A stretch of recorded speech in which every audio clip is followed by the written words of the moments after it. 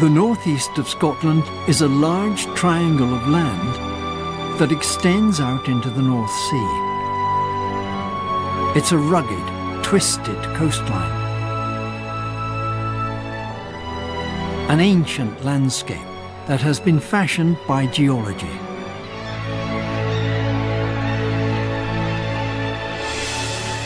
In the spring of every year, hundreds of thousands of seabirds will come ashore here to breed.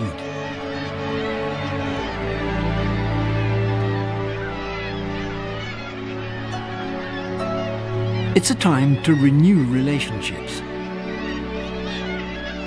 and strengthen bonds.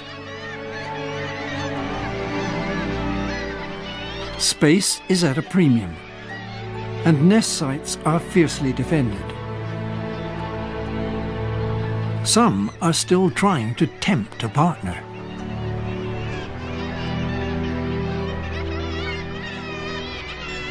Others are having little success.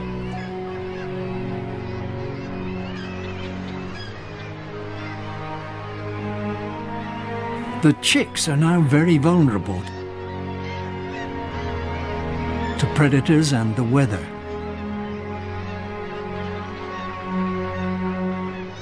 Once their chicks are old enough and strong enough to fledge, most of the adults will leave to spend many more months at sea and not see land again until next year.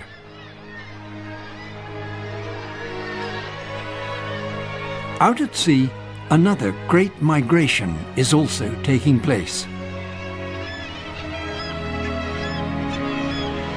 The Atlantic salmon is heading home to the rivers of its birth.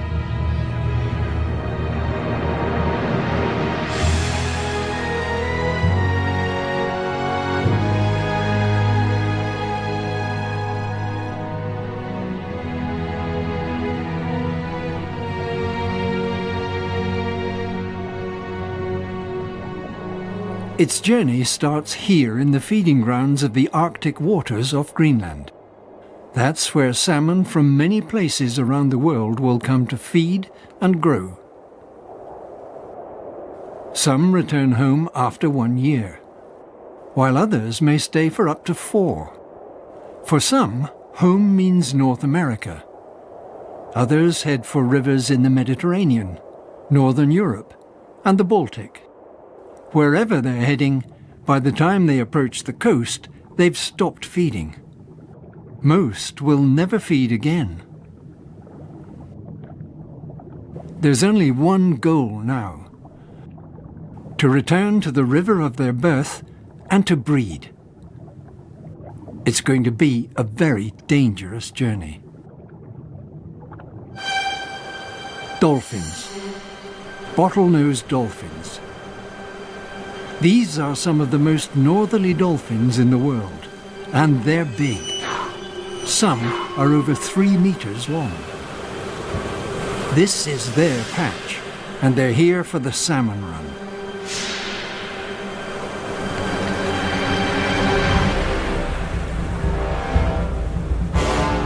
They hunt in packs, trying to drive the fish into shallow water where they're easier to catch.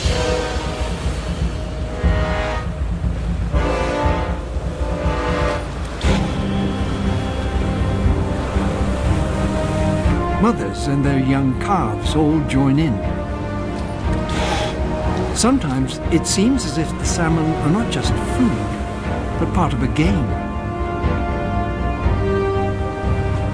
Some are hard to swallow. It's the salmon's sense of smell that guides it not only to the river of its birth, but to the very stretch where it hatched from its egg. Estuaries are dangerous places, so they need to time their run into the mouth of the river at high tide so that they can make it as far upstream as possible. The sand dunes here are always on the move. For hundreds of years they've changed their shape. They're held together by grass and gorse. The estuary is home to a huge variety of plants, birds and animals. Eider ducks breed here in their hundreds. The food supply is all controlled by one powerful force: the moon. Twice a day, 365 days a year, the tide ebbs and flows, providing a huge source of fresh food.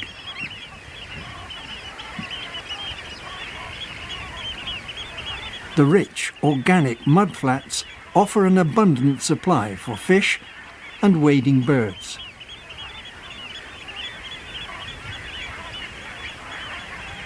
At low tide, shrimps, worms, crabs and mussels feed a large number of predators.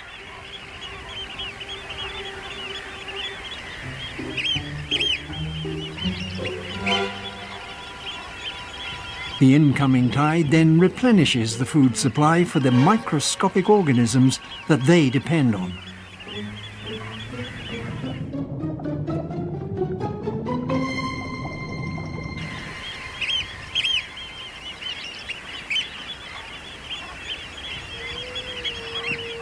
But the predators waiting for the salmon are much larger. Common and grey seals gather in their hundreds along the sandbanks of the estuary. If the river levels upstream are too low, the advancing salmon are forced to turn back on the ebbing tide and return to the sea. There they face the waiting seals again. For some, the journey ends here, as a large seal lunch. After which, well, for the seals, it's time for an afternoon nap. In order to stay off the seals' menu, salmon need to move quickly through the estuary. The river, whose pull has brought them over hundreds of miles of ocean, is hardly a sanctuary. As their kidneys and vital organs adjust from salt to fresh water, they no longer feed or drink.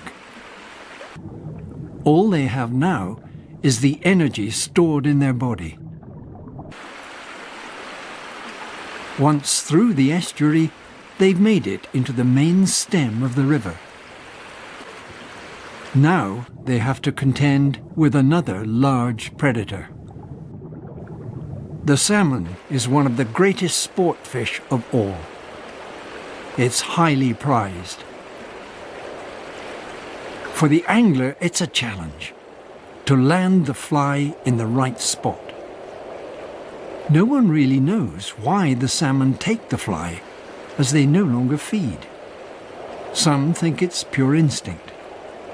But it's hooked, and the struggle begins. Some get away. Others fight on until exhausted by the battle. For some, this could be the end. But this one is lucky. All salmon on this river have to be released. There's no death sentence. Its journey can continue.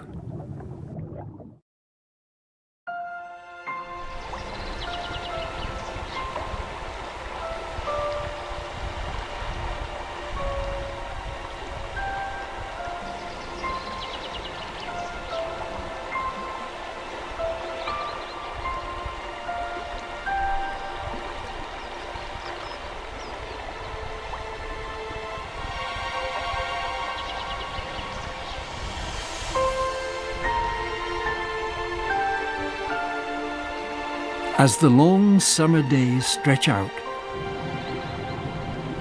the salmon will lie up in deep pools throughout the season, conserving their energy.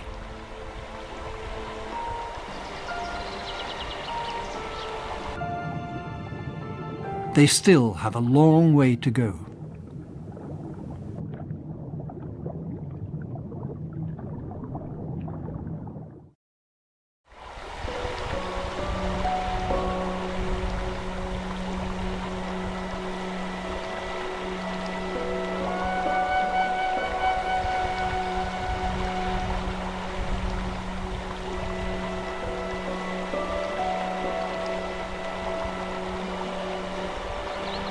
It's autumn on the river.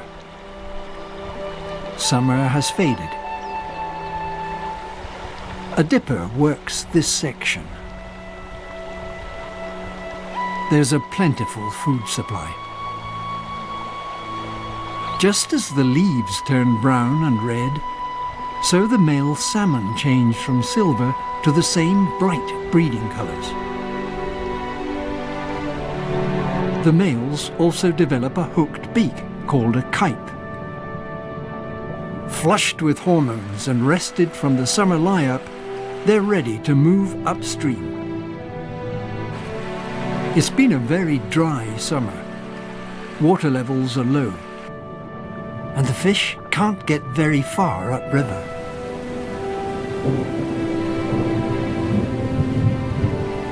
Heavy rains make the water level rise. When the spate starts to decline and the water clears, the salmon continue their journey.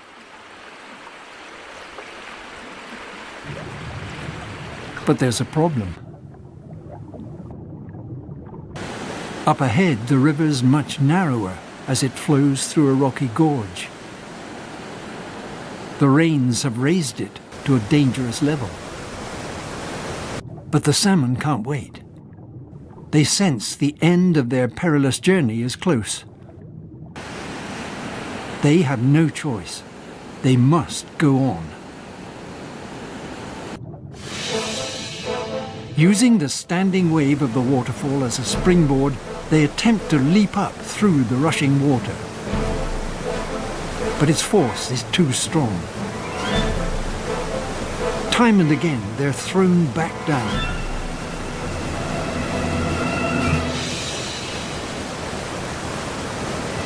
For some, it's a bruising experience.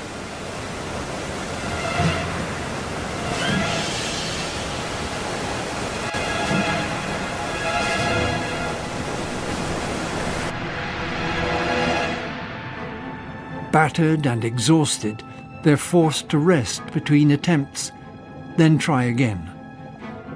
The urge to breed is too compelling to resist. Salmon have been seen leaping up falls over 3.5 meters high. It may take many attempts before they finally make it, but it's what they were born to do. They've made it. This incredible journey started near the Arctic Circle nearly a year ago and finished here nearly 3,000 miles later. The spawning grounds in the Highlands of Scotland. There's no time to waste. They're close to exhaustion. Using her powerful tail, the female digs a nest called a redd. As she does so, she also leaks small quantities of ovarian fluid into the water. These pheromones attract male fish. It's a signal that she's ready to lay her eggs. Two younger males are eager to breed with her.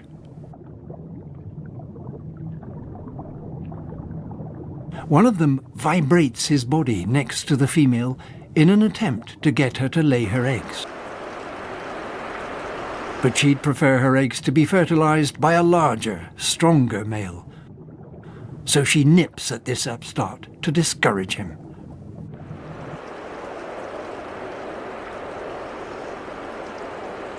This much larger male is a better proposition. He's been attracted by her scent. He's nearly 1 meter long and has an impressive kype. All qualities which the female finds much more alluring. He drives the young males away to keep the female for himself. It could be his last chance to mate. For her part, she continues to dig the redd, constantly testing its depth by dipping her anal fin into it. With the other males chased away, the mature male sidles up to the female. They both vibrate their bodies as the female releases her eggs and the male fertilizes them with his sperm. But it's not just the mature males that fertilize eggs. This juvenile salmon is called a par.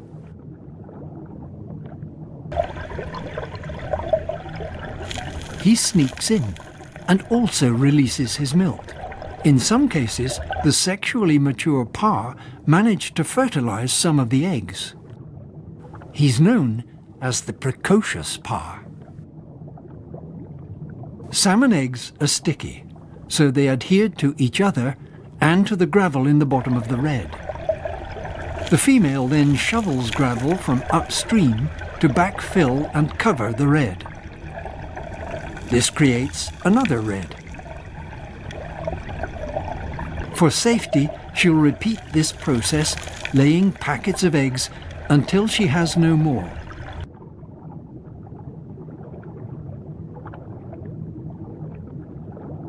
With the eggs now fertilized and safe, her task is complete. The purpose of their long, hard journey has been fulfilled. The mating is over. An otter comes driving through, scattering the salmon. But it seems he's not interested in the big meals right in front of him. He continues his journey downstream.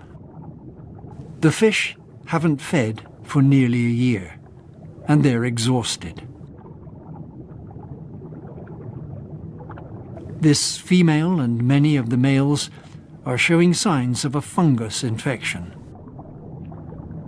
If a salmon loses more than 40% of its body weight, the chances of it surviving are slim. Some, mostly females, can make it back to the sea and feed again. But most males die after spawning. Poor conditioning and the stress of fighting other males for the right to breed has taken its toll. Unlike their Pacific cousins, some Atlantic salmon make it back to sea to feed and return again. A female that's made it back to spawn 3 times will have swum more than 18,000 miles in her lifetime, surviving many predators along the way. In her spawnings, she'll have laid around 20,000 eggs. She truly is a remarkable mother. It's quite possible that some of these magnificent creatures may die within meters of the very spot where they themselves hatched. But nature's life cycle continues. And as the bodies of the dead fish decompose, they add nutrients to the water. The quality of life in the river is improved, as is that of their young waiting buried in the riverbed.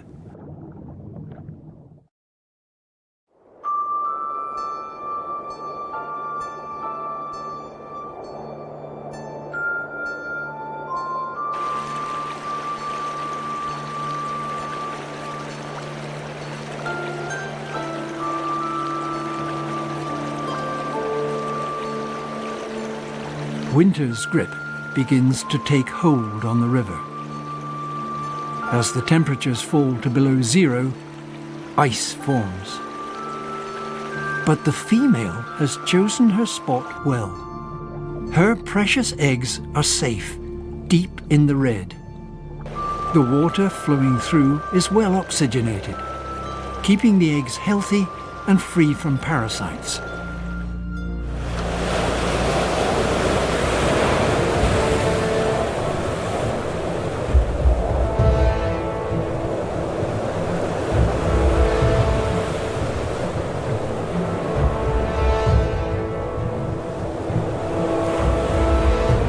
Huge storms have hit the coast.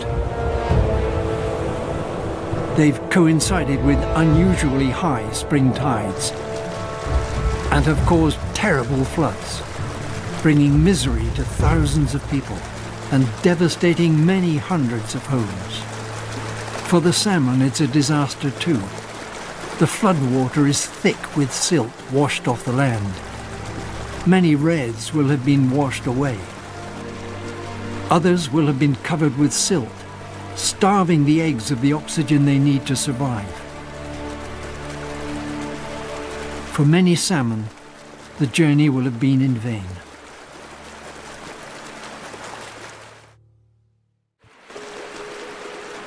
Eventually, the signs of new life start appearing everywhere, and spring begins its yearly renewal.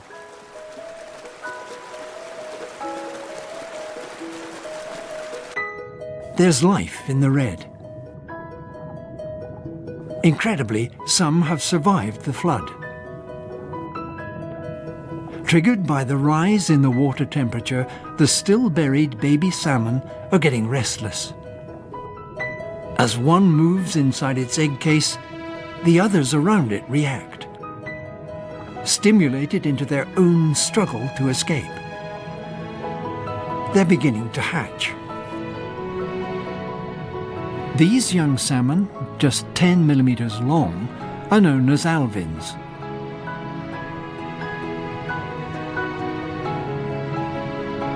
They burrow down into the gravel bed and huddle together. Kept alive by feeding from their yolk sac. Almost all of them will survive this stage of their growth. Over time, they begin to colour up, develop tail and fin features, and show signs of their transition into the next stage.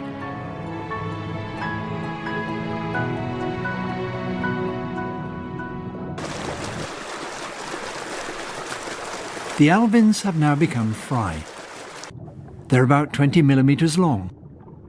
They've left the gravel and must find shelter amongst the rocks and stones on the river bed. They're beginning to look like salmon, but they're still very vulnerable. Most will fall prey to birds and other fish. And if food is in short supply, many will starve.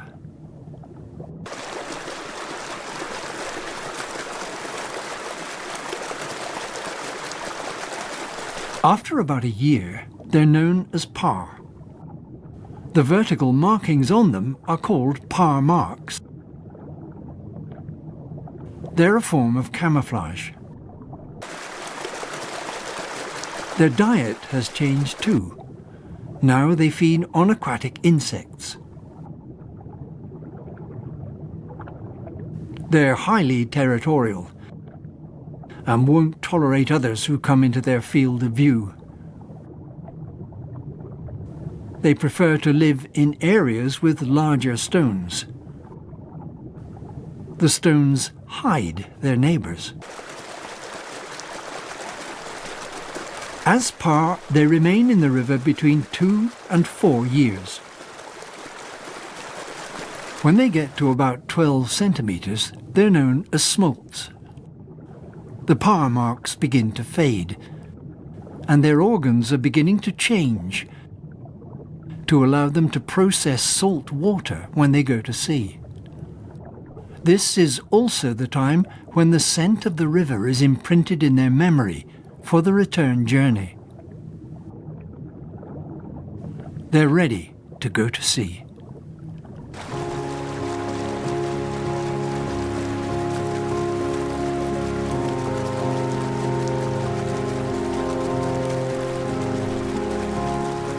Lying up during the day to avoid predators, the smolts feed in the evening light.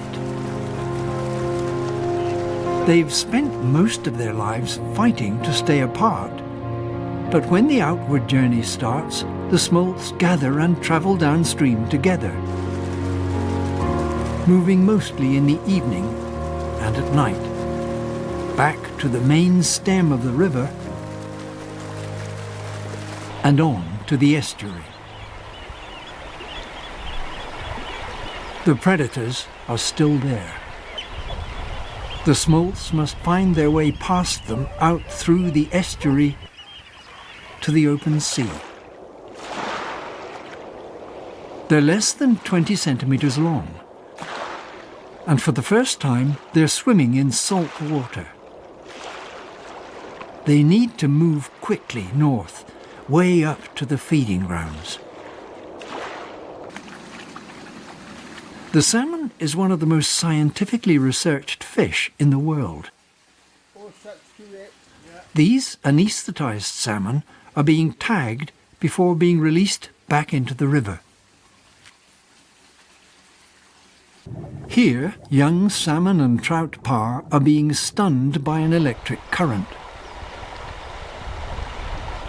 An anesthetic stops them from getting stressed when they're handled.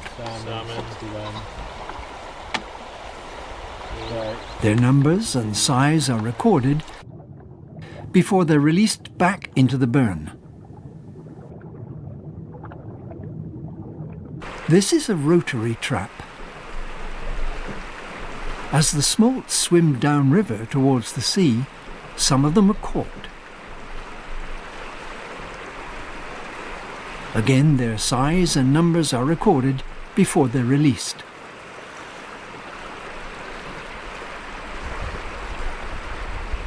We know a lot about their life in the river, and we're learning more about their life at sea. In Scotland, salmon numbers have declined on many rivers. They've already disappeared altogether from some Mediterranean rivers, but the threats to them have multiplied and they're in serious trouble. Of the thousands of smolts who make it to the sea, 95% will perish.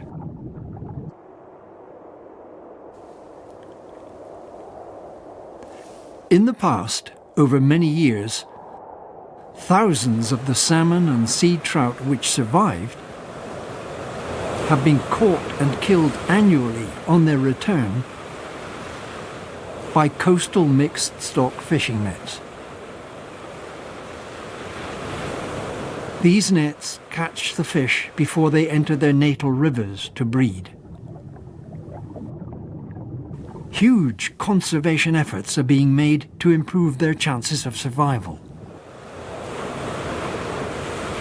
If we permanently remove the coastal nets and allow the salmon to make it to their home rivers, and if in those rivers anglers release their catch, more salmon will make it upstream to breed. The life cycle of the Atlantic salmon, hatching from its egg to live buried in the gravel, growing into a parr, surviving 4 years in the river, then entering the sea as a smolt, and returning years later to its home river. It's one of the true wonders of nature. It's also what's known as an indicator species, which means that the strengths and weaknesses of its population help us to measure the health of the wider environment. And it's now in serious trouble. We can help to save it. Images such as this leave no doubt that the Atlantic salmon truly is the king and queen of fish.